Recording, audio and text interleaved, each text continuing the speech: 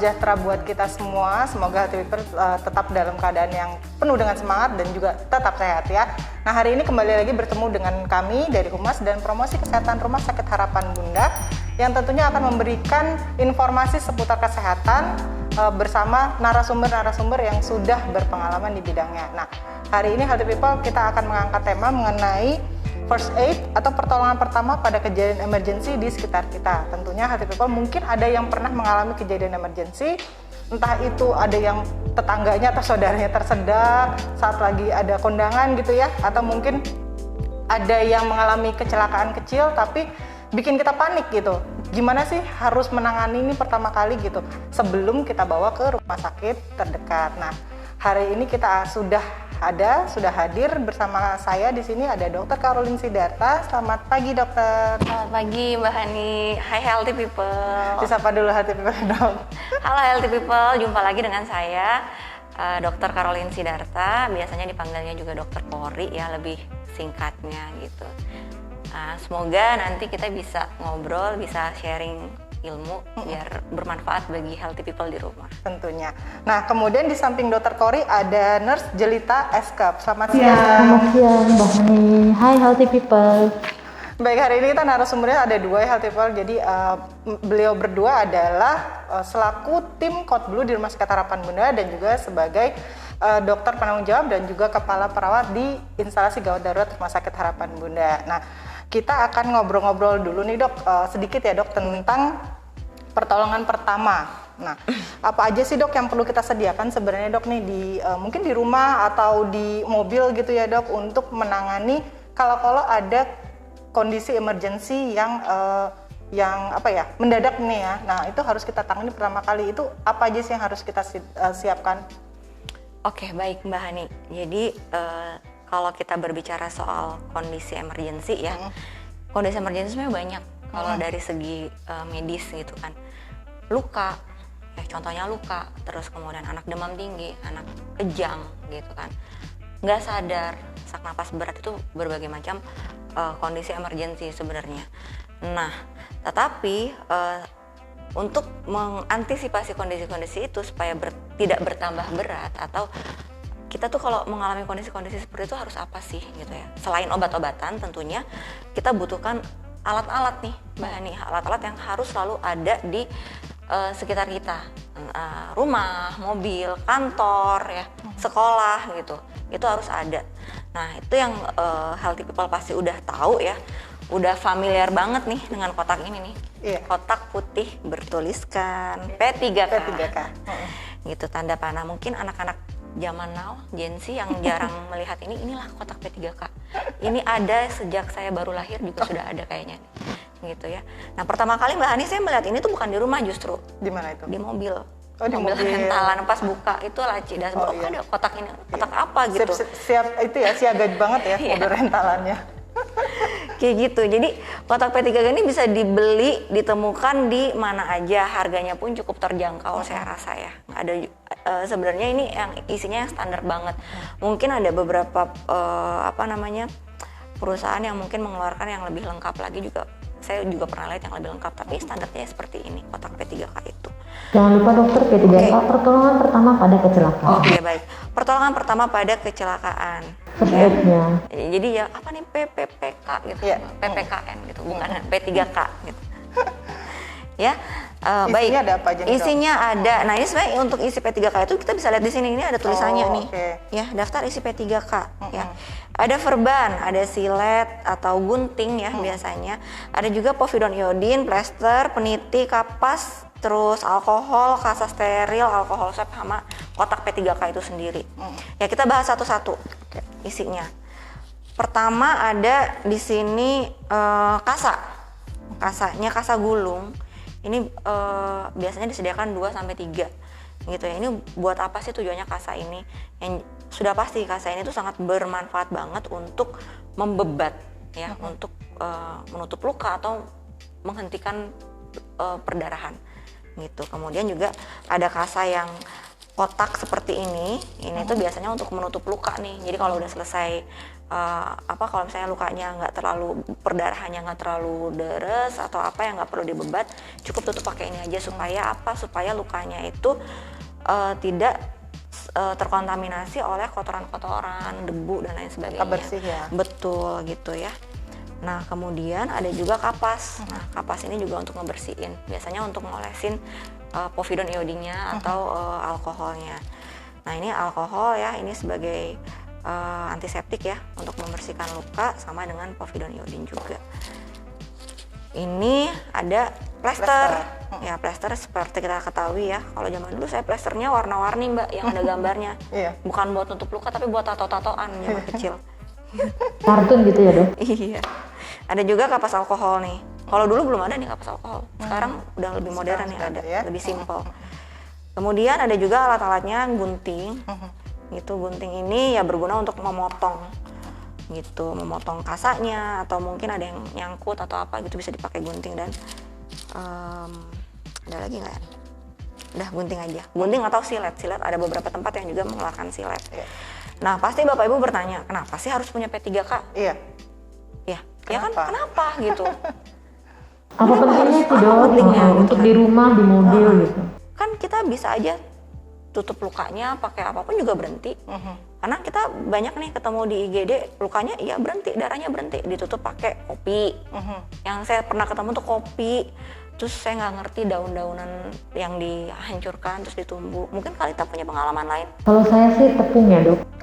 Tepung dengan irisan bawang merah itu dibuat seperti itu, katanya untuk menghentikan pendarahan. Tapi Jadi bawang ya? betul, karena yang harus kita pikirkan, ya, yang harus kita pikirkan juga adalah bahwa luka itu sebenarnya tidak boleh kotor gitu ya. Karena kalau sudah kena kopi, kena bawang, kena tepung, itu membersihkannya susah. Ada jaringan di situ yang terputus, sehingga ketika kita membersihkan itu sakitnya luar biasa. Itu.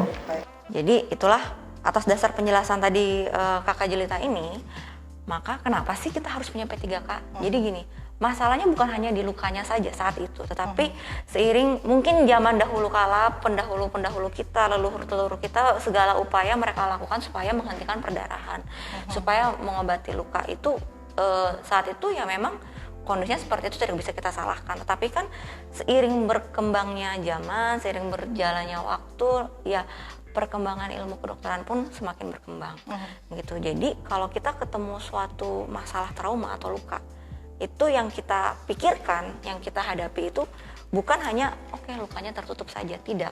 Tetapi lebih lagi kita harus berpikir bagaimana sih efek kedepannya. Apakah ada resiko infeksi, apakah ada resiko perdarahan seperti itu. Jadi tidak melulu hanya lukanya tertutup selesai gitu, tidak.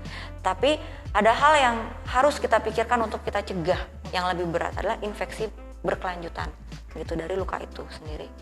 Gitu kurang lebih seperti itu Mbak Hani. Baik. Satu lagi dokter, karena ada kapas ya di dalam ini. Jadi kalau untuk membersihkan luka, kapasnya ini harus diberikan dulu alkohol. Jadi jangan sampai kering seperti ini lalu kemudian langsung menutup ke luka. Kalau menutup ke luka, serabut-serabut ini yang susah untuk diambil Ibu Hani, karena seperti tadi Dokter Kori sudah menjelaskan bahwa kebersihan luka itu juga sangat penting sebenarnya. Betul. Nah, seandainya nih kan ada juga nih, ya alkoholnya habis, karena alkohol kalau dibuka terus nutupnya nggak bagus ya, nggak rapat gitu kan, dia menguap lama-lama atau ya povidon iodinnya habis gitu. Gimana dong dok, nggak ada. Sementara ini kondisi emergensi, kalau pergi ke warung tutup mungkin malam. Kita harus gimana? Sebenarnya Bapak Ibu, healthy people di rumah, kita tuh yang namanya Tuhan tuh ya udah menciptakan sedemikian rupa. Jadi simple aja. Ambil bawa ke kamar mandi atau ke wastafel, keran mengalir dan nyalain, cuci lukanya, dibiarkan di bawah air yang mengalir. Tetapi tidak digosok. Tapi jangan digosok ya. kayak Jadi gitu. dibiarin Apalagi merusak lagi jaringannya.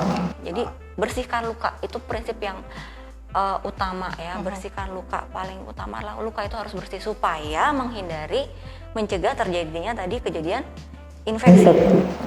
Baik. Terima kasih Dokter Kori dan Kak Jelita untuk penjelasan di awal nih ya gitu. Nah, Healthy People jika ada yang ingin ditanyakan boleh sampaikan melalui DM Instagram Rumah Sakit Harapan Bunda atau di line chatnya ya gitu. Jadi kita akan lanjut ngobrol-ngobrol, Healthy People silakan aja kalau ada ingin yang ditanyakan nanti kita akan sampaikan. Nah, untuk bahasan yang selanjutnya adalah ini ada menarik sekali Healthy People. Jadi kita akan bahas kejang pada anak. Nah, tentunya mungkin Healthy People yang sudah punya anak-anak nih di rumah ya yang mungkin mengalami kejang, kita bisa tahu nih penanganan awalnya seperti apa. Itu kemudian yang pertama. Nah, kemudian kita akan membicarakan tentang perdarahan ringan. Tapi yang bikin khawatir seperti apa? Mungkin ada sayatan yang agak lebar gitu ya. Ini ada darahnya ada keluar. Tadi udah sempat sebutin juga perdarahan sedikit ya dokter. Nanti penanganannya seperti apa? Atau mungkin tertusuk ada pecahan beling ya dok ya. Kemudian tertusuk di tangan atau di kaki. Caranya gimana sih gitu? Apakah harus dicabut kacanya? Nah itu kan yang agak-agak bikin apa ya panik ya dok. Betul. Ya.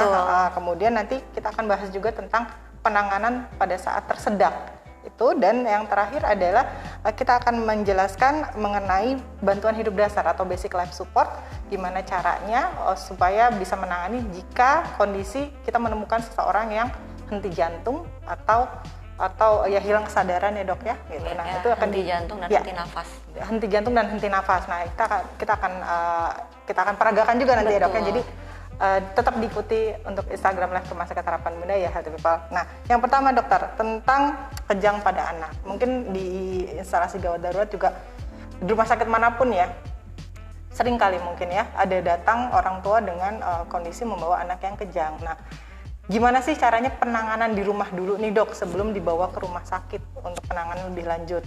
Saran dari dokter Kori dan Kakak Jelita gimana nih untuk penanganan di rumah dulu nih awalnya gimana? Ya, terima kasih Mbak Hani. Jadi awal kita ngobrol-ngobrol mau bikin acara ini, kita kan berdiskusi ya, apa sih yang enak buat dibawakan gitu kan. Apa sih yang kejadian sering terjadi. Jadi kalau berdasarkan pengalaman kami di IGD, itu hampir setiap hari ada kejadian kejang atau riwayat kejang. Jadi nyampe ke kita udah nggak kejang, kejangnya waktu di rumah. Atau kejangnya pada saat ke kita masih dalam kondisi yang kejang seperti itu. Nah itu tuh sering banget. Tetapi kenapa sih harus kita angkat? Karena kita pun tidak jarang menemukan tata laksana yang agak keliru dari anak-anak yang kejang ini. Gitu sehingga ketika sampai ke kami itu kondisinya udah bukan hanya kejangnya saja yang kita tangani, tapi kondisi-kondisi lainnya yang terjadi akibat tata laksana yang salah pada anak kejang di rumah. Kayak gitu sehingga ini yang menjadi topik pilihan kita gitu, kejang pada anak. Nah, Healthy People di rumah, Bapak Ibu muda ya, terutama orang tua muda ya, papa mama muda nih, itu biasanya panik nih kalau ketemu kejang. Panik boleh gitu, tapi yang panik tanpa pengetahuan yang cukup juga kayaknya sia-sia gitu. Pertama kita harus tahu dulu nih Mbak Hani, kejang itu apa sih? Yang seperti apa sih yang kita sebut kejang itu? Gitu, karena anak-anak itu kan gerakannya suka begitu ya, bayi-bayi itu gitu. Nah, pertama kita harus tahu dulu, kejang itu pasti anaknya tidak kontak gitu. Biasa dipanggil-panggil adek, dipanggil-panggil gini, ya udah diem aja gitu, kaku gitu. Nah, kejang itu biasanya ada dua tuh. Ada yang kejangnya kelojotan atau kita sebutnya tonik-klonik, ada juga yang kejangnya tuh pasti kaku. Dikakuin semuanya gitu. Tapi yang harus kita perhatikan ketika kita panggil dia, kita tepuk-tepuk dia noleh nggak, dia nangis nggak gitu. Ada respon atau tidak? Ada respon atau tidak, kontak atau tidak anaknya. Kalau anaknya tetap mendelik, diam, dipanggil-panggil diam aja gitu, kemungkinan besar itu kejang. Gitu ya. Tapi kalau misalnya dia gemeteran kayak kelojotan gitu tapi sambil merintih, sambil nangis, kemungkinan itu bukan kejang tetapi jitter tuh, kayak orang menggigil kayak gitu. Jadi kan orang kayak gitu. Jadi seolah kayak kejang yang kelojotan gitu. Terutama kalau diikuti disertai dengan demam tinggi ya dok gitu. ya. Karena kadang kan kalau demam tinggi itu pasti dia akan menggigil. Betul, yang harus diperhatikan adalah apakah ini benar-benar kejang. Yang pertama, kedua. Oke, kalau sudah terjadi kejang, kita harus ngapain? Nah, biasanya tuh kan kalau anak kejang itu umpamanya ya lagi di rumah nih, lagi main lah apa macam-macam tuh, mainan banyak tuh yang benda-benda yang cukup keras atau apa gitu kan, atau mungkin posisinya lagi posisi yang tidak aman tuh, tiba-tiba dia kejang. Itu ayah bunda di rumah itu harus menempatkan babynya itu pada posisi yang aman. Ya, lurus seperti ini, ditaruh pada posisi aman. Nah, kita ambil kain apa aja, baju boleh atau apa aja tuh boleh. Selimut bayi boleh Selimut ya, bayi atau boleh. selimut anak ya. Nah, pertama ketika dikejang udah kita taruh, kita pastikan ini ada nggak sih sumbatan-sumbatan di sini nih Di mulutnya. pastikan ada nggak makanan atau susu atau apa tuh pastikan dulu. Kalau ada, sambil itu kita sebelum kita ambil ini, bersihkan dulu nih Mbak kalau bisa. Jangan sampai nanti dia tersedak karena itu. Pastikan aman, terus habis itu ambil kain, kita gulung. Gulung kayak gini. Kain yang cukup tebal berarti ya dok? Ya? Iya, kain apa aja, baju papahnya boleh atau apa, sarung boleh, apapun lah. Apapun itu jenisnya bahan, pokoknya yang bisa diambil secara cepat ya. Kita taruh ke sini, gitu. Kenapa sih kita taruh sini? Supaya dia aman, supaya dia nggak gulang-guling sana sini. Jadi dihimpit kanan Betul. kiri ya. Nah, harus diperhatikan ketika anak kejang, kita juga tidak jarang menemui masih disumpel pakai sendok atau kayak stick es krim kayak gitu-gitu. Katanya kan supaya nggak kegigit Betul, lidahnya. supaya nggak kegigit lidahnya. Nah itu sih kami paham sih maksudnya supaya nggak luka dan lain sebagainya. Tapi harus diperhatikan kalau emang mau seperti itu, jangan benda-benda yang keras atau yang tajam pinggirnya. Kasihan nanti kalau kejangnya udah selesai terus dia luka-luka di sini kan sama aja luka kan. Kayak gitu. Ada juga kadang-kadang orang tua yang membiarkan tangannya untuk jadi penyambang. Jadi sampai di IGD itu sudah berdarah-darah. Malah jari orang tuanya ya ikutan. Memang mungkin dia paham bahwa tidak boleh alat keras di situ karena bisa menyebabkan luka gitu di area sekitar mulutnya si anak. Nah yang harus diketahui kejang ini pasti berhenti.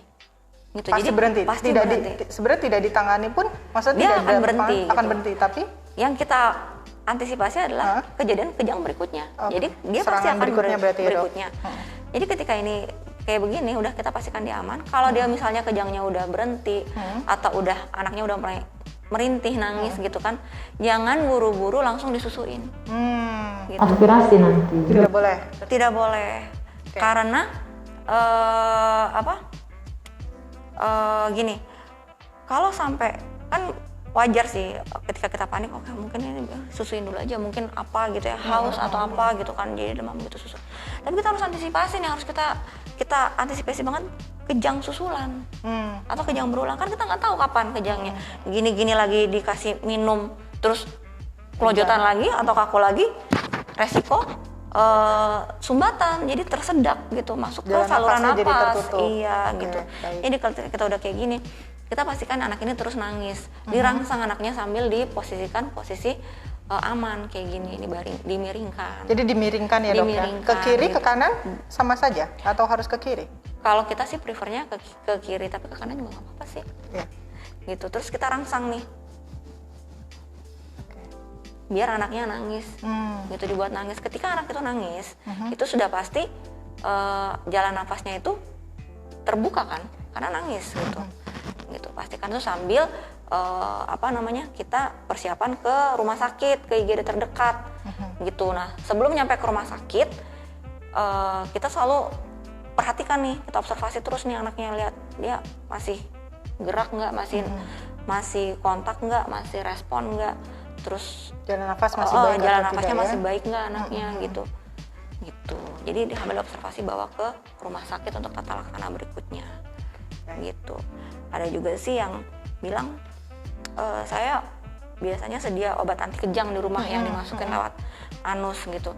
Nah itu sebenarnya kita juga harus bijak dalam penggunaan itu, harus hati-hati banget. Kenapa? Karena obat-obat anti kejang itu sendiri punya efek samping bahani gitu ya. Dia bisa bikin depresi napas. Jadi memang tidak sembarangan tuh kita ngasih, itu lebih baik ketika kejangnya ini udah selesai langsung persiapan menuju ke rumah sakit. Baik. Seperti itu. Untuk penanganan medis lebih lanjut lagi Mungkin ya. ada yang mau ditambahkan? Ada lagi yang mau ditambahkan? Iya, kalau untuk cek respon sebenarnya healthy people bisa di punggung, kemudian bisa di kaki. Tujuannya adalah rangsangan untuk membuat si anak nangis. Jadi jangan dicubit gitu. Iya. Jadi kadang-kadang ada orang tua yang cubit. Jadi kadang-kadang di IGD sampai itu ini bekas apa? Ternyata bekas cubitan. Biar bangun suster, jadi saya cubit aja gitu. Iya. Jadi kalau dipupuk di punggungnya itu bagaimana nih? Iya, jadi ditaktil di ini aja, direspon aja, dirangsang aja dia supaya dia nangis. Kemudian kalau di kaki itu biasanya kita tepuk aja. Atau kadang-kadang ada juga ibu-ibu yang suka sentil kakinya ya. Tapi tidak untuk dicubit gitu ya. Itu malah lebam ya? Iya, nanti malah lebam, malah ada injuri yang lain. Ya. Ada lagi tambahannya dokter? Mungkin itu aja sih. Itu ya untuk kejang demam, untuk kejang pada anak ya, untuk penanganan awalnya di rumah healthy people. Jadi nanti bisa ke rumah, setelah itu dibawa ke rumah sakit untuk penanganan lebih lanjut. Jadi ini adalah kondisi awal ya dok ya, pertolongan awal di rumah yang bisa kita lakukan sebagai orang tua. Paling gitu. bagus ya preventif ya, pencegahan ya Mbak Hani. Kalau memang anaknya sudah tahu nih punya riwayat kejang, demam gitu. Kalau anaknya udah mulai demam, suhunya udah mulai naik, ya sudah antisipasi tuh sedia obat demam di rumah diberikan rutin gitu. Kalau emang udah mulai demam-demam, mulai dikasih obat demam sambil memikirkan mempertimbangkan untuk konsul ke spesialis anak langsung, ini demamnya gimana sebelum benar-benar terjadi kejang. Jadi kalau emang anaknya udah demam tinggi di rumah ya jangan nunggu-nunggu juga sih gitu. Mulai dipikirkan untuk konsultasi ke dokter spesialis anak gitu. Jangan sampai nanti tinggi nggak turun-turun demamnya malah jadinya kejang kayak gitu. Intinya pada saat kejang jangan dikasih kopi, kemudian jangan dikasih susu, jangan diminumkan dulu. Jadi ditangani dulu dengan cara yang tadi ya dok ya, dibaringkan di kondisi yang aman dan rata ya dok ya. Gitu. Kemudian dikasih kain yang sudah sanggahan kanan dan kirinya sebagai sanggahan ya dok ya. Gitu. Baik healthy people. Nah itu untuk tema yang pertama healthy people, mudah-mudahan dapat bermanfaat buat healthy people yang pasangan muda ataupun yang sudah punya anak usia masih ini ya balita atau batita atau ya di bawah usia 5 tahun yang mungkin masih yang riskan untuk mengalami kejang baik pada saat demam maupun tidak demam gitu ya. Nah dok, ini kita lanjut ke tema yang kedua ya dok ya, tentang bleeding atau perdarahan. Nah, perdarahan yang akan kita bahas adalah perdarahan yang kategorinya tidak berat tapi juga tidak ringan ya dok ya. Jadi masih bisa ditangani dulu nih di awal seperti apa, kemudian bagaimana dan selanjutnya dibawa ke rumah sakit atau ke IGD terdekat gitu. Nah sebelumnya kita ada pertanyaan dok, nyambung dari penjelasan dokter tentang kotak P3K tadi. Jadi pertanyaannya dari healthy people adalah tentang air mengalir dok. Jika air mengalirnya tidak bersih, karena di Jakarta air mengalir tidak bersih, berwarna atau bau, apakah boleh diganti dengan air mineral botolan? Jadi karena kan takutnya nih kalau air ada di daerah tertentu di Jakarta mungkin ya dok, itu air sumurnya sudah nggak bagus lah gitu ya. Dia air minum atau air kerannya juga dari PAM. Nah kalau kondisinya adalah saat itu tidak ada air bersih pada saat dibuka kerannya, boleh nggak pakai air mineral? Baik, prinsipnya adalah air bersih yang mengalir, dialiri, Jadi prinsipnya adalah si luka tersebut dialiri oleh air bersih gitu. Jadi jangan air yang ditaruh di baskom gitu ya, terus direndam gitu, bukan. Jadi kalau emang mau pakai air mineral boleh-boleh aja. Boleh-boleh aja ya. Gitu. Yang penting diguyur kayak gitu. Jadi bukan yang ditaruh di wadah terus direndam gitu, bukan. Tapi dialiri air gitu maksudnya. Jadi kalau emang dirasa air di rumahnya kurang bersih atau bagaimana, boleh aja. Toh kalau kita lagi di jalan nggak ketemu keran, pakainya air botolan juga. Gitu. Apapun bisa jadi, yang penting selama dia bersih dan gitu. Dialiri di atas lukanya tersebut ya dok. Diguyur. Airnya kan jernih ya, bukan? Jangan pakai air teh ya happy people atau Fanta bila mana tidak menemukan air minum. Dok, kalau air teh tawar boleh nggak kan?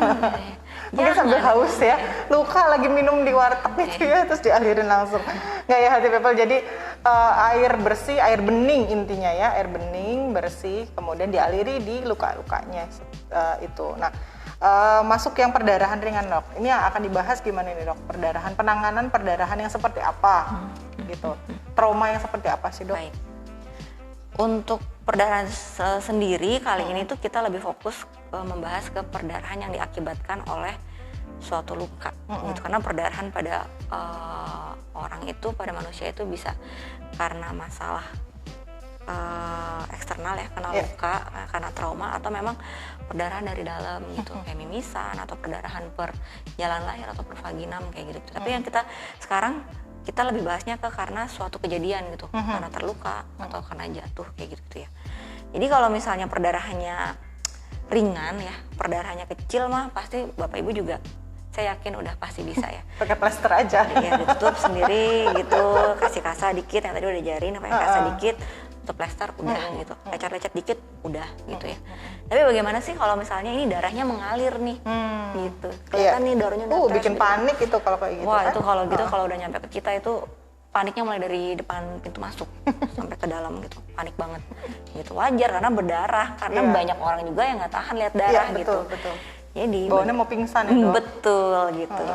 Nah jadi kita tuh kalau misalnya ketemu luka yang berdarah seperti itu, perdarahan kayak gitu, pertama kita harus pastikan di sini itu bebas dari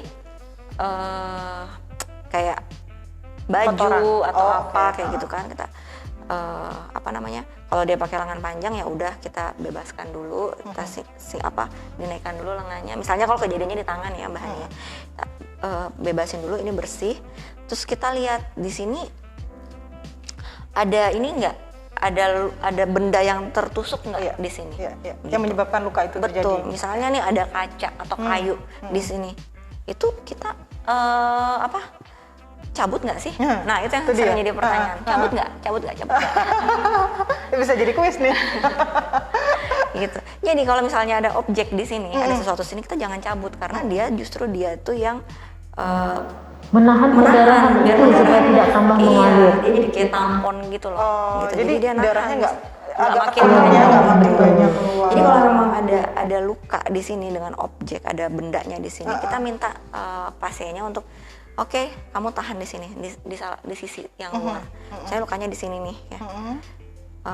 Ditahan dulu di sini. Ya bisa ditahan Ibu ya. Gitu. Tapi kalau misalnya nggak ada objek di sini, ya udah langsung aja ditahan di lukanya. Suruh dia press pegang sekuat-kuatnya. Baik Gitu. Dok, pertanyaannya Dok sebelumnya. Kenapa kalau ada objek di luka tersebut, kita nggak boleh pegang itunya? Karena kan makin dalam, jadi gini. Dia menambah injuri, karena dia akan semakin masuk ke dalam. Prinsipnya kalau ada objek di situ jangan dia apa-apain, jangan dikuak-kuak, jangan digini. Jadi kan kita nggak tahu di samping-samping dia tuh ada apa di luka itu.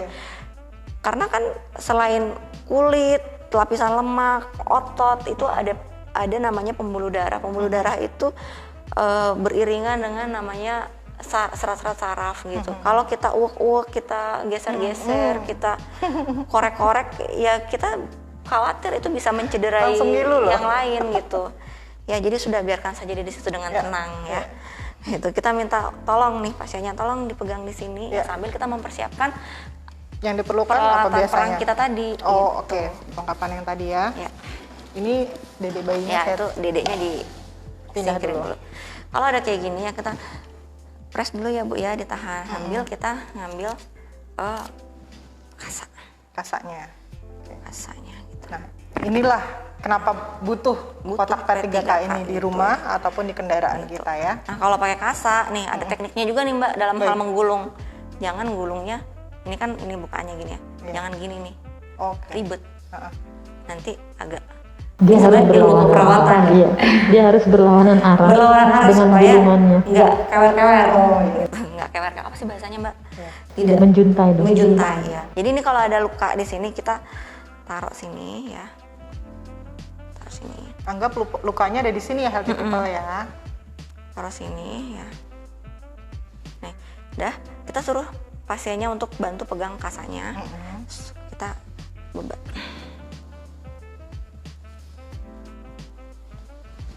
Tujuan kita adalah menghentikan perdarahan ya, membebat luka, menghentikan perdarahan, bukan mematikan jaringan. Nah itu penting tuh untuk tahu seberapa kuat sih kita membebat ini, kayak gitu. Nah kalau masih ada benda asingnya di situ Dok? Nggak apa-apa. Di ini aja. Bebatnya berarti nggak terlalu kencang ya? Iya, nggak boleh terlalu kencang. Udah kayak gini kita ikat. Tujuannya untuk menghentikan si perdarahannya aja. Kalau saya sih lebih suka di sini ya, biar rapi gitu. Gitu ya. Karena kadang kalau bebatnya ikatnya sembarangan, sampai rumah sakit ini susah dibuka, susah di ininya. Nah, ketika ini sudah terjadi, udah selesai nih, kita pastikan nih jangan sampai ini kekencengan nggak sih kayak gitu. Karena kalau kekencengan aliran darahnya itu kan jadi terhambat di ujung-ujung sini. Ini bisa dingin, bisa biru gitu loh. Itu bahaya juga. Bisa jadi jaringan di sini malah ikutan mati. Gitu. Jadi kita pastikan nih, ini aman nggak? Pertama kita raba dulu nih. Teraba nggak nih? Denyut nadinya. Oke masih teraba apa enggak gitu. Kedua kita lihat ini bagus nggak sih alirannya? Buktinya gimana? Kita cek di sini. Kita tekan. Oh, di ujung-ujung jarinya. Di ujung jari kita tekan nih. Tekan, terus kita lihat dia kembali merah tidak. Kalau dia tidak kembali merah, pucat atau cenderung biru, berarti di sini terlalu kencang. Kalau ngarin dikit. Tekanannya terlalu kuat. Kencang itu berbahaya. Jadi ketika kita sudah habis membuat seperti ini, kita pastikan lagi kita raba. Oh, masih teraba. Terus kita lihat. Lihat, balik nggak? Merah ya? Merah. Kalau udah merah kayak gini artinya lancar nih, bagus, tidak menghambat. Masih bagus ya. Ketika udah ini, kalau kita lihat masih rembes nih, rembesnya masih lumayan, kita bisa gunakan satu lagi. Oh, di double berarti. Di double ya? kasanya. Gitu ya, tergantung bagaimana lukanya itu seberapa parah, seberapa besar gitu di atasnya. Oke. Baik. Ini adalah cara awal atau pertolongan awal Healthy People sebelum dibawa ke instansi gawat darurat di rumah sakit terdekat gitu ya. Jadi supaya tujuannya adalah supaya perdarahannya itu tidak keluar semakin banyak dan juga lukanya itu steril ya dok ya. Betul. Tetap steril sampai dengan dapat ditangani oleh Prinsipnya tenaga kalau medis. lukanya kotor ya dibersihkan dulu. Sama ya dok, kayak yang tadi ya dibersihkan dulu Prinsip dengan luka air itu tetap mengalir, sama. air mengalir tadi ya. Iya, prinsip penanganan luka tetap sama. Kalau memang dia kotor, ya kita harus pastikan dia bersih dulu. Nah dok, ini ada yang tanya dok, boleh nggak cuci lukanya dengan alkohol dok? Gini, boleh atau tidak mencuci lukanya dengan alkohol. Jadi sebenarnya alkohol itu untuk tindakan sterilisasi ya mbak. Biasa kita kalau di rumah sakit itu alkohol dan povidone itu kita pakai untuk tindakan septik antiseptik, kayak gitu. Kalau langsung menggunakan alkohol lukanya itu akan perih sekali, akan menyiksa gitu. Dan biasanya pun kalau kita di rumah sakit penggunaan alkohol itu kita hati-hati banget gitu loh. Jadi nggak langsung kita guyur juga. Jadi kita pakai kasa dan hanya di di sekitarnya aja gitu. Sebagainya alkohol itu hanya untuk antiseptik saja sih Bu Hani, bukan untuk mencuci luka. Gitu. Pakai air bersih aja cukup. Air bersih. Karena memang alkohol itu tajam sekali ya dan perih, sangat perih, sakit sekali. Nanti takutnya jaringan-jaringan halus-halus yang di sekitarnya itu, yang mukosa-mukosanya itu malah rusak juga gitu. Baik. Jadi jangan cuci lukanya dengan alkohol ya Healthy People ya. Pakai air aja. Pakai air aja. Sudah murah cukup. meriah. Gitu ya. Ini contohnya Gampang boleh dibuka, boleh Boleh. tahan, boleh. Baik. Kasihan jadi mumi. Ini penanganan untuk luka ya Betul. dok ya. Nah, ketika lanjutannya. Jadi ketika ini sudah terjadi, ini kalau lukanya ringan ya udah gitu. Tapi kita lihat nih orang ini ada tanda-tanda shock nggak? Oke. Kalau sampai lukanya nih darahnya nih banyak dan terus-terusan nih, kan tadi kehilangan banyak darah tuh ya. Kita lihat tanda-tanda shocknya gimana, kita tanya kamu gimana, pusing nggak, gitu, apa yang kamu rasakan, lemas, pandangan kamu gelap atau bagaimana, yang kita takutkan dia mengalami shock karena perdarahannya tadi. Kita lihat dia tambah lemas atau tidak. Nah, supaya mencegah terjadi shock, kalau perdarahannya itu cukup banyak, kita baringkan orang ini di lantai ya, atau di tempat yang rata gitu, kita baringkan dan kita naikkan kakinya, kita angkat kakinya, kita elevasi. Jadi dua-dua kakinya diangkat? Dua-dua. Dua-dua. Jadi kita naikkan, terus tapi kalau kaki itu luka ya jangan kakinya yang diangkat. Kalau kakinya yang luka, kalau emang pokoknya harus lebih tinggi. Oke. Gitu.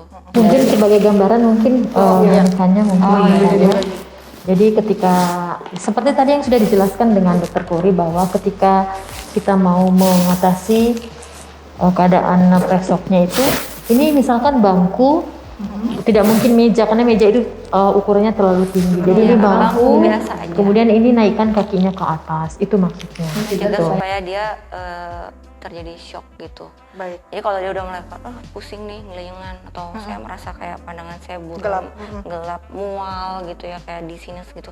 Hati-hati tuh, jangan sampai dia udah mau shock tuh. Nah, sebelum kita bisa bawa dia ke IGD atau kita telepon ambulans, kita baringkan saja dulu, terus kita naikkan kakinya seperti ini, gitu. Harus lebih tinggi dari area jantung dada. Nah, tadi dokter Kali bilang kalau lukanya di kaki, dia baringannya gimana dok? Kalau Misalnya lukanya luka di kaki kan di bawah tuh, jadi ya udah emang nggak bisa, kita cukup bebat saja. Oh, oke. Tapi dia tetap dibaringkan begini aja ya, berarti nggak usah di. Pokoknya jangan angkat kaki. banyak gerak ya. Nggak usah banyak bergerak. Baringkan tempatnya. Baik. Baik dok, ini berlaku untuk luka-luka yang terbuka yang agak besar ya, untuk yang perdarahannya lumayan deras gitu. Nah tadi yang poinnya nih healthy people ya, yang jadi highlightnya adalah jika ada benda asing yang masuk atau yang menjadikan yang tersebut jangan dicabut gitu ya, karena akan membuat darahnya itu malah mengalir lebih banyak lagi gitu ya dok ya. Justru si benda asing itu yang menjadi penghalang agar si darahnya itu nggak keluar. Kalau darahnya dicabut kemudian darahnya makin muncul makin banyak ya itu kekurangan darah langsung ya. Betul, Bisa maka jadi hal-hal yang tidak diinginkan. makin masalah. Tapi tata laksana ini bukan untuk yang kepotong pisau. Jadi lagi kupas mak 2 begitu cek. Kemudian kita kemarin sudah lihat di Instagram seperti ini penanganannya, tidak seperti itu. Ini khusus yang besar. Yang besar, yang cukup Kalau besar. kena pisau prinsipnya ya udah dicuci lukanya. Tekan saja. Prinsip menghentikan perdarahan adalah balut tekan, dibebat gitu. Jadi kita tekan kayak gitu, bukan tekan lepas gitu bukan, tapi benar-benar tekan aja. Tekan beberapa saat ya dok. Betul. Baik. Untuk menghentikan perdarahan. Ya, untuk menghentikan perdarahan. Nah, kalau memang luka karena pisau ya cukup dialiri air Iya. saja, kemudian Bersihkan. ditekan sebentar, dibersihkan. Prinsipnya bersih dan ya. darah berhenti. Ya, kalau masih ada sedikit keluar rembesan ya pakai plester boleh ya dok ya. Bisa Secara pakai biasa. kasa paling Pakai kasa ya. paling. Nah, baik. Makanya siapkan kotak P3K ya di depan di rumah. Baik. Nah, kemudian untuk kita lanjut dok. Boleh. Kita lanjut yang berikutnya adalah tersedak. Nah, ini tersedak kadang-kadang bikin panik juga. Ada yang kalau kita batuk-batukan, kadang-kadang tersedak apa gitu dok, lagi makan bakso kemudian kesedak gitu. Kita batuk-batukan sedikit mungkin bisa. Tapi ada yang nggak berhenti-berhenti sampai dengan akhirnya menutup jalan nafas kita dan nggak bisa nafas. Nah, ini gimana sih nanganinnya sebenarnya gitu? Baik. Jadi tersedak itu bahasa Inggrisnya keselak ya mbak. bahasa Inggrisnya keselak. Ya itu bahasa di rumah saya itu keselak mbak Hani. Jadi kalau misalnya tersedak itu kita pastikan, kita tanya. Kalau anak bayi kan susah ditanya. Tapi kalau misalnya orang dewasa kita tanya, kamu tersedak, kamu keselak gitu. Kalau dia bisa jawab iya nih gitu, berarti kemungkinan besar jalan napasnya itu masih aman gitu. Mungkin dia tersedaknya hanya sebagian, atau ketika dia tersedak dia coba batukin, coba keluarin, batukin.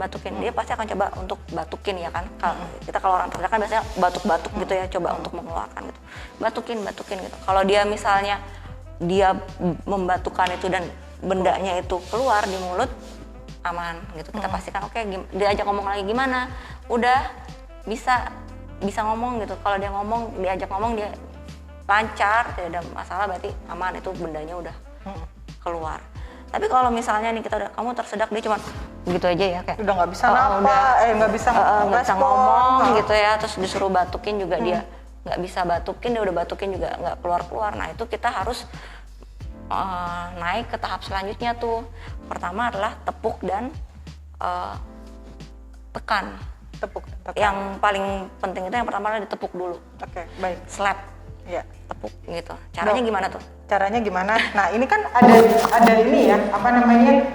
Tadi dokter Kori bilang penanganannya terhadap anak-anak sama orang dewasa ini beda. Nah kita mau mana dulu nih dok? Dewasa Mungkin dulu.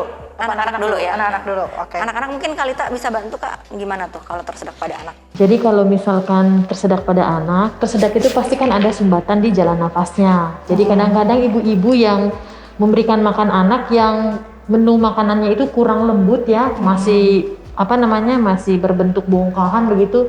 Kadang-kadang juga ada buah. Jadi kalau misalkan dia tersedak, caranya bagaimana? Yang pertama adalah kita lakukan back blow. Back blow ini adalah lakukan tepuk pada punggungnya. Jadi melakukan tepuknya itu bukan seperti ini. Ini adalah tepuk clapping namanya. Kalau back blow itu adalah palm ini adalah punggung tangan ini. Punggung tangan. Jadi kita menggunakan punggung tangan ini Bapak Ibu. Bagian yang palmnya ya. Iya, jadi Kita seperti posisinya ini. seperti ini nih. Seperti Benar-benar ini. gini. Kemudian kita tahan bayinya di sini ya. Iya. Ini Jadi satunya ini jarinya jangan di sini, lupa ini jangan sampai tertutup ya hidungnya. Nah, kemudian kita lakukan back blow. yang dilakukan adalah bagian punggung tangan dalam. Kemudian kita lakukan Sampai 5 kali. Sampai 5 kali. 1, Itu ya. 2 sampai keluar.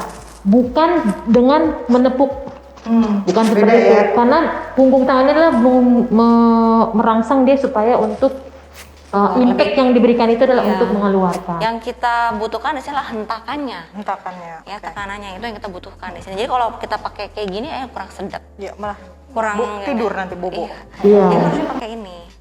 Jadi ketika sudah selesai 5, kemudian kita balikan si anak, kemudian kita lakukan pijatan pada dadanya. Kalau setelah kita begitu, misalnya nih masih belum keluar atau udah keluar tapi anaknya terus nggak nangis, terus nggak bernapas ya, kita dia nggak napas, nggak nangis, apalagi kita raba dia tidak teraba denyut nadinya kayak gitu ya, itu kita balik terus kita pijat, dilanjutkan dengan pijat jantung yang nanti akan kita jelaskan lebih lanjut. Itu kalau pada anak lebih simpel, apalagi kalau anaknya kecil. Tapi bagaimana kalau dengan orang dewasa? Nah, gimana kalau dengan orang dewasa, healthy people? Tapi satu lagi nih dokter dengan Ibu Hani, kalau misalkan menemukan itu jangan anaknya dibalikin. Oh iya, itu ada juga Itu gitu. ada, ini memang kenyataan. Kami pernah menemukan itu. Apa yang Ibu sudah lakukan? Saya balik suster lalu kemudian saya pukul-pukul supaya yang ininya keluar. Aduh. Itu Pengalaman. Back no. sangat tidak ya healthy people ya. Ya caranya tadi sudah dijelaskan oleh Nurse Jelita kalau untuk anaknya itu dibalikan tapi bukan artinya dijungkir balikin ya. Gitu. Mungkin ini bisa kita singkirin Karena dulu kenapa kali ya. mesti harus begini, gaya gravitasi kan dia memang harus ke bawah gitu ya. Jadi bukan begini juga gitu kan. Jadi posisinya adalah dia harus posisinya gravitasi, dia harus menjorok ke bawah. Kemudian lakukan impact atau tekanan untuk Nah tangannya ini di mana nih? Tangannya. tangan apa maksudnya? Oh, Iya, supaya tidak iya, hanya begini saja sebenarnya. Jadi hati-hati untuk area mulut. Area mulut ini kan ada hidungnya. Jadi jangan sampai nanti ditutup seperti ini, kemudian kita lakukan yang ada anaknya tidak nafas. Paling seperti ini saja. Tuh ya. Jadi dipegang di bagian sininya ya, Iya. nggak mencekik juga. Tidak begini juga. Tidak, jangan sampai menutup hidungnya. Jadi gini, kalau misalnya gerakan lebih jelasnya, tadi seperti yang sudah dijelaskan oleh Nurse Jelita, itu posisinya harus lebih rendah. Ini ya, kita tahan nih. Jadi tangan kita nih, kalau bayinya kecil tuh enak ya. Jadi tangan kita tahan gini ya, tahan ininya, mulutnya sama lehernya gini, tahan gini, ya. Ini pastikan lebih rendah. Menggunakan punggung tangan, kita dorong 2, 3, 4, 5 gitu. Balikan lagi, cek napas nggak, Kalau nadinya belum- teraba nggak. Kalau belum keluar, Kalau ulangi belum lagi. keluar, kita RJP dulu. Kalau emang dia apa namanya, tidak ada napas dan lain sebagainya, kita bantu pakai pijat jantung luar dulu. Tapi kalau misalnya masih ada nadi gitu kan, terus masih anaknya gitu ya, masih ada respon, tetap usah lagi 1, 2, Sampai keluar. Per 5 kali berarti ya dok? iya 5 kali gitu. Nah ini tuh dilakukan sampai kapan? Sampai keluar atau enggak? Kalau misalnya kita itu persiapan langsung telepon ambulan atau langsung ke rumah sakit, sambil melalui perjalanan itu kita tuh usaha terus. Sama perjalanan Gimana diusahakan caranya terus ya? kita harus keluarin itu? Kayak gitu tuh kalau baby. Kalau anak-anak ya. Oke baik. Nah sekarang kalau orang dewasa dok? Orang dewasa, oke, kalau orang dewasa tuh prinsipnya juga sama sih, tadi ya slap yang tadi saya bilang, jadi dipukul sekencang-kencangnya dan dipakai tekanan di perut gitu. Mungkin Kalita mau memperagakan? Boleh? Boleh. Ini saya geser dulu ya dok ya berarti. Jadi anggaplah saya yang jadi peragakan dari, kita peragakan Bapak Ibu, kita mana kameranya? Oke, kita peragakan dari awal. Ketika saya tersedak, Geser sedikit sini. geser sini. Ketika saya tersedak, Kakak Jelita akan mengkonfirmasi. Iya. Kalau yang tersedak pasti dia akan memegang daerah lehernya gitu kan. Dia tidak akan bisa berbicara. Misalnya nih saya tersedak. Oh, gitu.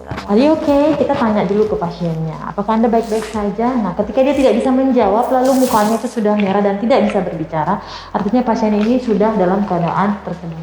Kadang-kadang bakso gitu ya, potongan bubble yang terlalu besar gitu kan. Semangat makan kemudian Semangat sedap. makan, iya, dan tersedak. Nah, Suruh akhirnya batukin. kemudian kita anjurkan untuk si pasien ini atau teman kita ini untuk batukan. Kemudian bila mana dia tidak bisa membatukan, Nggak bisa batuk, nggak tidak bisa bisa keluar gitu kan, kita tunggu sampai dia batuk juga tidak ada keluar. Artinya kita harus melakukan adalah seperti tadi prinsipnya, tepuk dan kemudian tekan. Jadi gitu ya. ditepuk 5 kali. Iya. Ini dok. Oh, gini. Oke ya. Jadi kita tepuk 5 kali seperti tadi yang sudah di. Sekencang-kencangnya ya, Bapak Iya, Ibu. sekencang-kencangnya kita tepuk gitu kan. Kemudian bila mana tidak keluar juga, kemudian kita akan memberikan tekanan pada namanya di bawah epigastrik. Ini ya. Jadi posisinya Bapak Ibu. Sepertinya kita harus ke depan ya dok, Oh iya, supaya maju kita lagi. begini. Ya. Oke. Tadi dari samping sudah. Ini kakinya agak dibuka sedikit. Oke. Kemudian kita berikan kuda-kuda. Lalu kemudian buat kepalan tangan. Kemudian kita akan menempatkannya di daerah bawah epigastrik. Jadi epigastrik itu apa sih Bapak Ibu? Ya. Jadi area antara pusat sama ulu hati. Dekat situ ya. Boleh dokter tunjukkan dokter? Oke, sekitar sini ya. Sambil ditarik. Gitu ya. Kemudian ini si pasien atau korbannya harus dia ke bawah. Seperti tadi, gaya gravitasi kita akan mengeluarkan yang namanya sumbatan. Diminta menunduk sedikit ya. Iya. Berarti. Dia akan menunduk sedikit, menunduk dikit lagi dikit. Iya, oke. Kemudian kita lakukan kuda-kuda. Kemudian yang tangan mengepal tadi ini akan menekan daerah epigastriknya. Kemudian kita akan melakukannya sebanyak dengan 5 kali. Angkat ke atas gitu ya, bukan ditekan secara vertikal, tetapi angkat ke atas. 2, 3, 4, 5 seperti itu. Jadi kunciannya itu adalah kalau boleh dari sampingnya, bukan dia bentuknya adalah seperti ini, tapi kita menjungkit ke atas untuk mengeluarkan. Ditarik seperti ini Bapak Ibu. Hap kayak gitu. Gitu ya. Oke. Mau coba lagi? Iya. Oke. Gitu ya. Jadi buat kepalan taruh di daerah yang tadi kita sudah tentukan, kemudian dirangkul, tundukkan dia sedikit, kemudian angkat. Hup. Hup. Ya, seperti itu Bapak Ibu. Sampai 5 kali. Sampai 5 kali. Prinsipnya sama Bapak Ibu. Jadi ketika kita sudah melakukan abdominal, tadi namanya abdominal thrust. Ketika kita sudah melakukan abdominal thrust atau slap yang 5 kali itu, kita pastikan lagi dia bagaimana nih airway breathingnya, jalan napasnya bagaimana, masih bernapas atau tidak, terus teraba lagi, nadinya teraba atau tidak. Kalau tetap tidak teraba, ya kita harus melakukan pijat jantung luar tadi, CPR. Tapi kalau misalnya masih teraba, masih aman lagi, ulang terus 5 kali, diulang terus sampai keluar. Atau sampai tenaga medisnya datang. Kayak gitu. Oke, baik dok. Nah, healthy people mungkin ini sangat-sangat bermanfaat sekali nih gitu, karena kan mungkin pada saat kita lagi gathering sama teman-teman atau di rumah ya gitu, ada acara di rumah gitu, meskipun sekarang kan masih jarang ya yang gathering, yang acara-acara besar gitu, tapi ini adalah suatu ilmu yang bisa kita mudah-mudahan nanti bermanfaat pada saat dibutuhkan gitu ya. Healthy people ini sebagai tindakan atau ilmu yang buat preventifnya ya dok ya gitu, nanti kalau ada kejadian seperti itu entah kepada keluarga kita ataupun orang kita ketemu di jalan seperti itu ya, bisa aja kita bantuin kan ya gitu. Nah itu tadi sudah disampaikan oleh Dr. Kori dan juga Nurse Jelita caranya seperti apa. Nah tadi ada satu kalimat yang saya tertarik juga, kalau jalan napasnya ternyata terhenti gitu dok. Nah itu kan dilakukan pijatan jantung. Nah gimana sih pijatan jantungnya gitu. Nah ini akan kita langsung masuk berarti ke topik atau tema yang berikutnya gitu ya dok ya. Jadi inilah saat ini dibutuhkan adalah bantuan hidup dasar ya dok, atau basic life support bahasa Jawanya gitu. Nah yang kita butuhkan, yang kita bisa lakukan itu apa? Nah gimana nih dok? Baik, jadi healthy people di rumah gitu, sebenarnya kita tuh wajib sekarang ya.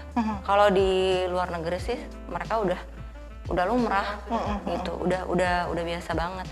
Kita di Indonesia kita harus mulai membiasakan nih untuk tahu. Jadi kalau sampai di rumah nih ada saudara kita, orang tua kita, kakak adik kita yang tiba-tiba tidak sadar, henti nafas, henti jantung, kita harus ngapain gitu supaya bisa kita tolong gitu ya. Nah pertama kita harus pastikan dulu nih dia benar-benar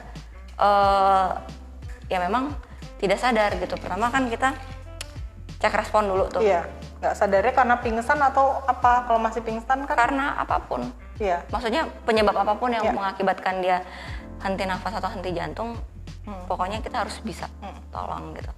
Pertama kita adalah panggil dulu nih, cek respon. pastikan bahwa emang dia tidak merespon dengan panggilan kita.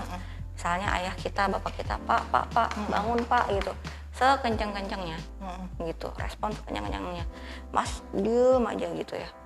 Terus kita udah mulai ketika kayak gitu kita udah, oh ini nggak sadar nih, udah memikirkan untuk manggil bantuan juga. Nah sambil manggil bantuan, setelah kita baringkan dia di posisi yang aman, kita cek dulu nih, pastikan bahwa nadinya memang tidak teraba gitu. Nah untuk mengecek nadi itu sendiri saya rasa banyak orang sebenarnya sudah tahu ya, jangan asal megang-megang leher aja sih, tapi ada tekniknya juga gitu. Ini misalnya nih tulang rahang kita nih ya, tulang rahang kita pakai aja 2 jari gini Bapak Ibu, tulang rahang kita turun sedikit ke bawah sini. Nah kurang lebih 2 jari ya nih, 2 jari dari rahang ya, iya, di bawah.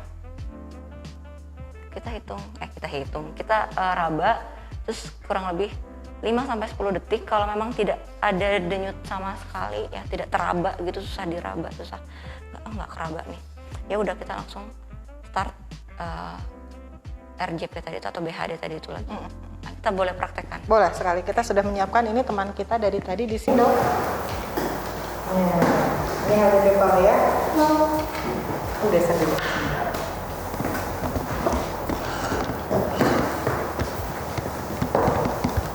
Oke.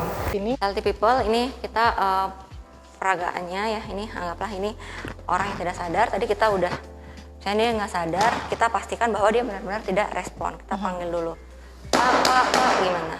Ya kita respon terus, kita panggil, kita rangsang nyeri, kita cubit, kita apa, tapi dia tetap nggak merespon. Berarti kita langsung memikirkan untuk menelpon ambulans, ya, telepon ke rumah sakit. Telepon panggil bantuan, panggil siapapun yang bisa dipanggil. Selanjutnya kita memastikan bahwa ini memang tidak teraba denyut nadinya yang kita raba, oke, tidak teraba. Selanjutnya kita tadi kan sudah diposisikan ya tempat yang rata, gitu. Harus rata Mbak Hani, ini harus rata ya. nggak boleh di kasur berarti ya? Nggak boleh, jadi kita harus pastikan dia tempat yang rata dan keras. Setelah itu kita mulai melakukan pijat jantung luar atau tadi BHD tadi itu sendiri. Gimana sih caranya? BHD itu untuk melakukan kompresi itu paling bagus menggunakan punggung tangan dalam nih, telapak tangan dalam nih, paling bagus melakukan ini. Ini tuh adalah bagian terkuat dari tangan kita gitu. Jadi kita menggunakan ini, ya. Terus kita pastikan kita melakukannya di tempat yang tepat, yaitu di sekitaran ulu hati sini ya, Bapak Ibu ya. Kalau kita pakai istilah kedokteran kayaknya agak susah di rumah. Jadi patokannya adalah ini di sini, di area dekat, mohon maaf, dekat sejajar dengan payudara gitu ya, di tengah-tengah sini. Kemudian kita start, kita lakukan pemijatan. Kita turun seperti ini. Nah, tangan kita itu harus benar-benar seperti ini ya, gini ya, harus menggunakan punggung tangan.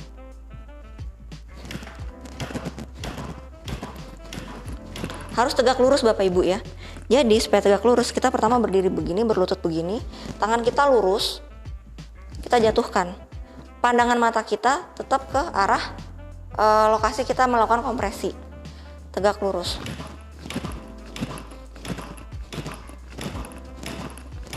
Nah, kompresi ini dilakukan selama 2 menit. Selama 2 menit terus kita evaluasi ulang, teraba atau tidak nadinya. Nah, kalau zaman dulu itu kan sering pakai nafas buatan, nafas buatan mouth to mouth gitu. Nah, sekarang itu nggak boleh. Iya, apalagi zaman pandemi. Iya, karena resiko tertular infeksi gitu. Jadi hanya hands only CPR kita sebutnya. Jadi kita sambil, tadi kan kita udah menghubungi ambulans ya atau rumah sakit, sambil kita melakukan itu sampai bantuan selama 2 menit, terus kita raba. Kalau masih belum teraba lagi, ulangi lagi seperti itu sampai bantuan medis datang. Kalau capek dok sendirian? Kalau memang sudah kelelahan ya memang syarat menghentikan resusitasi adalah salah satu syaratnya adalah ketika penolong sudah kelelahan. Kalau memang sudah tidak mampu lagi ya sudah. Atau tidak ada yang menggantikan ya dok? Betul. Baik, nah kalau misalnya dia sudah sadar nih dok, kemudian diapain dok?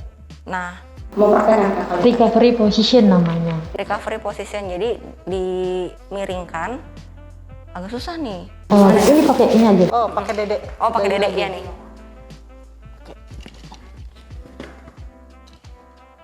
Minta tolong handuknya.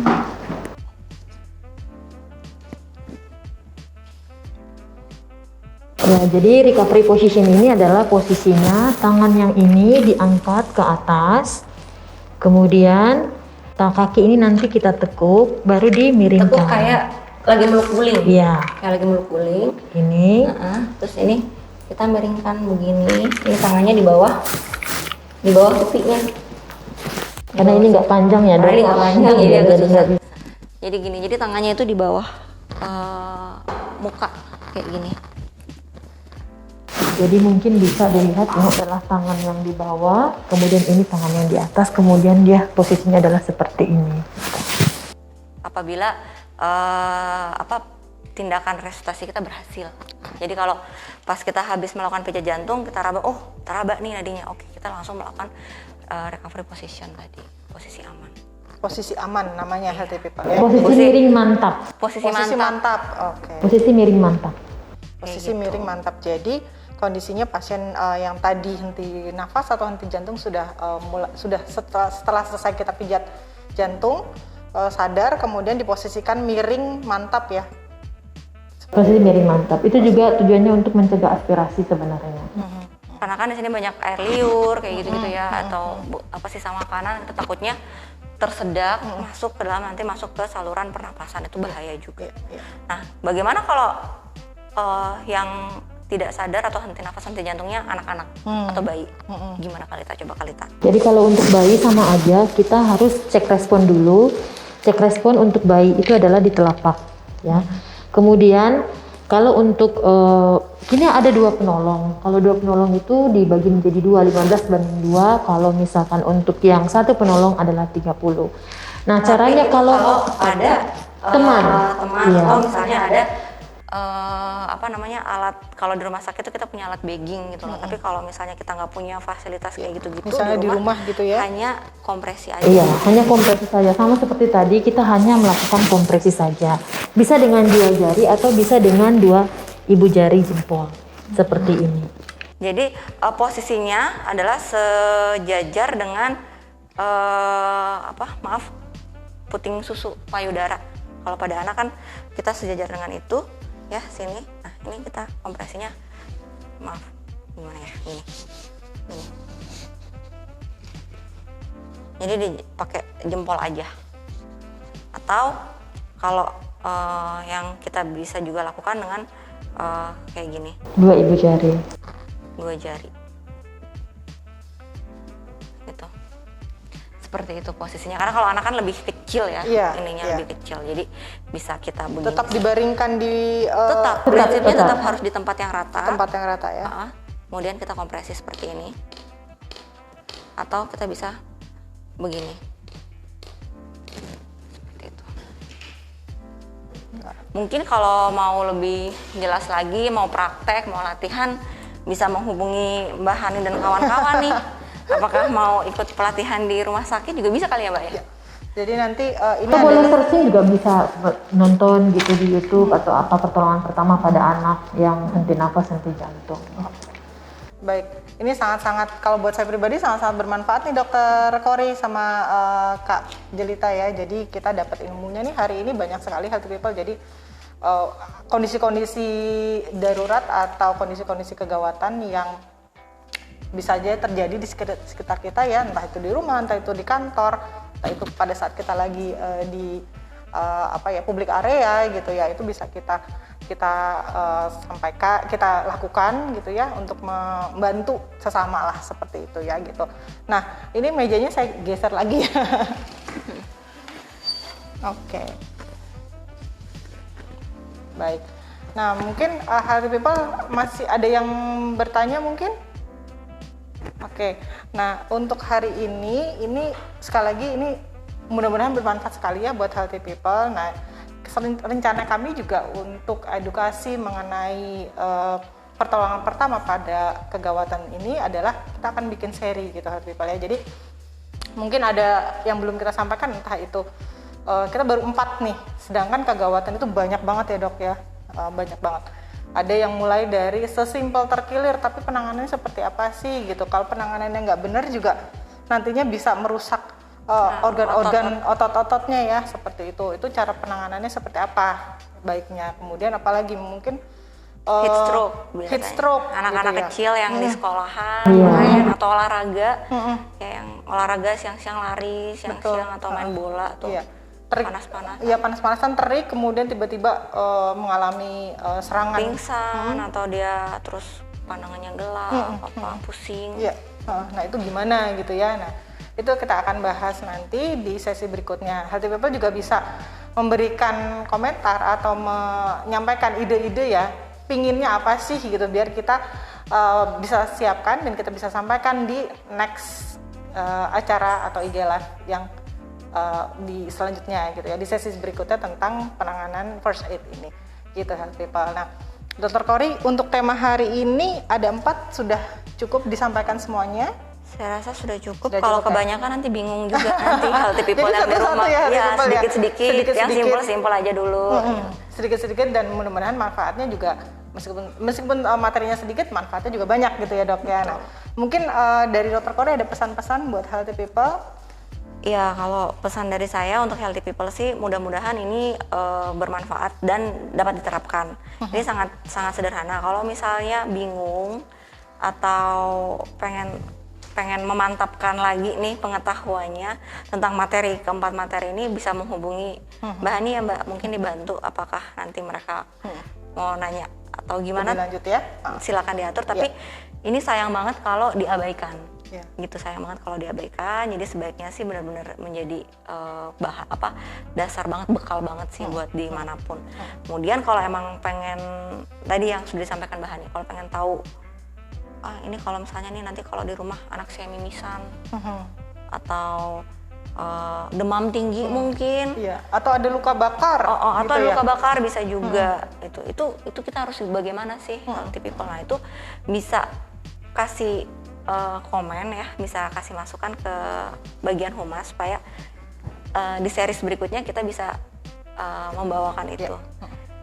Bisa disampaikan di DM Instagram Rumah Sakit Harapan Bunda ya Healthy People. Jadi inginnya apa sih untuk materi yang berikutnya nih dalam seri first aid atau pertolongan pertama pada kejadian emergency di sekitar kita. Ini baru seri satunya, nanti akan ada lagi gitu ya.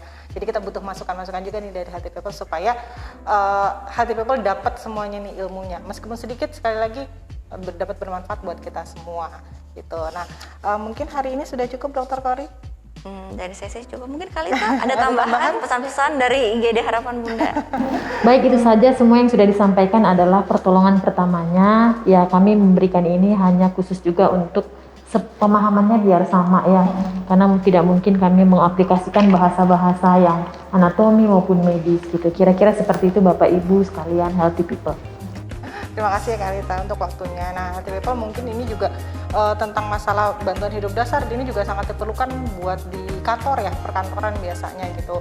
Ada juga yang mungkin butuh untuk training, bantuan hidup dasar juga bisa juga gitu ya, kita memberikan training tersebut atau sosialisasi. Jadi dalam kondisi-kondisi emergency tertentu bisa ditangani dulu secara awal atau pertama kali sambil menghubungi bagian medis atau atau ambulans untuk penanganan medis selanjutnya biar tidak terjadi hal-hal yang lebih serius lagi seperti itu. Nah, Healthy People bisa follow Instagram Rumah Sakit Harapan Bunda, kemudian juga subscribe YouTube channel Rumah Sakit Harapan Bunda untuk mengetahui info-info promosi, info-info edukasi yang kita sampaikan.